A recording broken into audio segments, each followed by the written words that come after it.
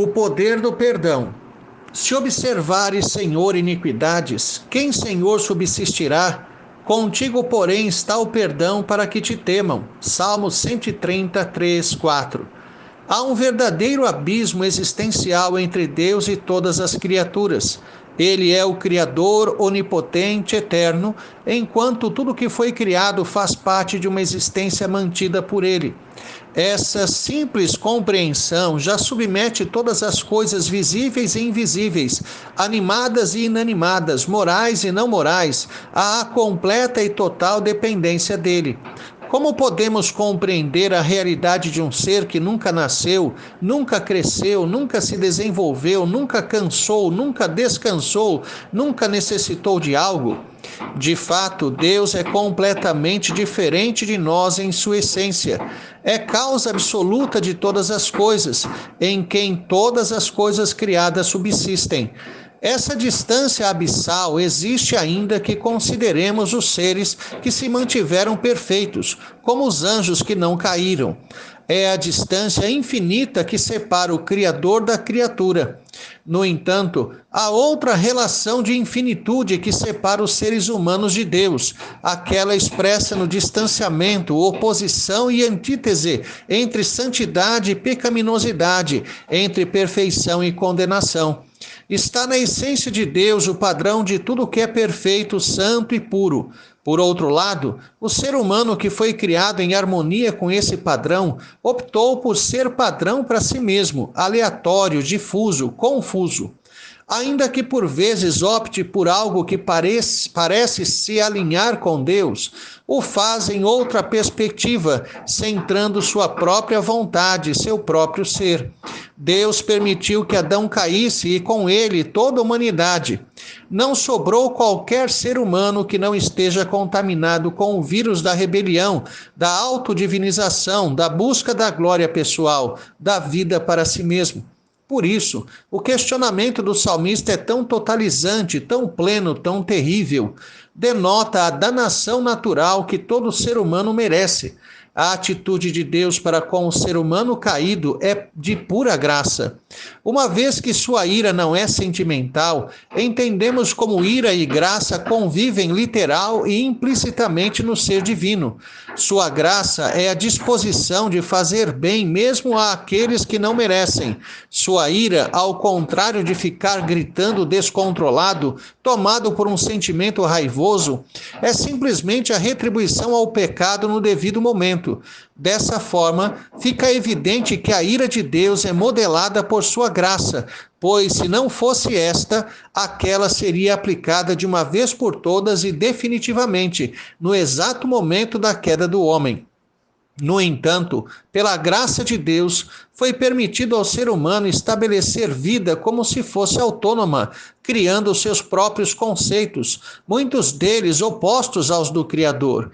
Sem dúvida, se não fosse a graça, toda a raça humana estaria extinta. Essa é a grande verdade que inaugura o verso epigrafado. Por meio de uma pergunta retórica, a resposta é dada implicitamente. Se o Senhor observasse a iniquidade, não sobraria nenhum sequer. A graça de Deus modela sua ira, o próprio juízo. No entanto, há algo que se destaca como fundamental: a consciência de tal condição do homem como alguém digno do inferno. O homem natural, quando considera Deus em sua estrutura de pensamento, em sua cosmovisão, o compreende como um ser provedor, que no final salvará a todos.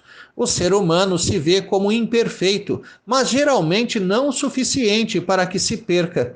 Dessa forma, considera as bênçãos temporais e a eternidade quase como seu direito, se não por suas obras, pela crença de que o Senhor no final perdoará a todos.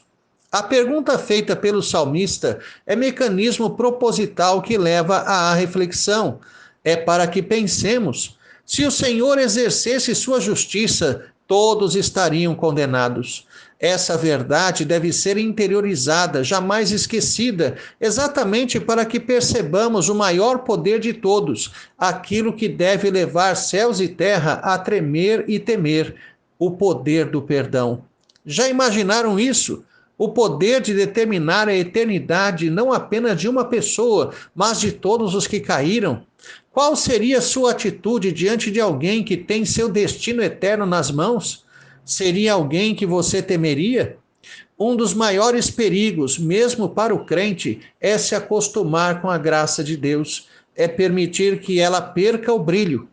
Muitos crentes mostram que não temem ao Senhor, que não o conhecem suficientemente para chegar a esta compreensão, que são nada, que têm o inferno como único direito, que é falho, pecador, frágil, e sua vida se evapora rapidamente. Sem que merecêssemos, muito longe disso, o Deus eterno veio até nós, pagou nossa dívida para que pudéssemos ser perdoados. Não há afirmação mais terrível e maravilhosa, angustiante e pacificadora, condenadora e salvadora do que esta. Depende de como você a olha, de como você se relaciona e percebe sua condição diante de Deus. Como cristãos, quando consideramos nossa vida, percebemos o quanto Deus é misericordioso. Cometemos erros e falhas, alguns que se distinguem como pecados não premeditados, não pretendidos, e outros fruto de maldade deliberada. No entanto, até nisso o Senhor costumeiramente nos livra. Só Ele tem o poder de perdoar o que fazemos e quem nós ainda somos. O temor que isso gera em nossa alma tem que produzir verdadeiro assombro, genuíno espanto. Como este ser único e incomparável, santo e perfeito, se importa com seres como nós?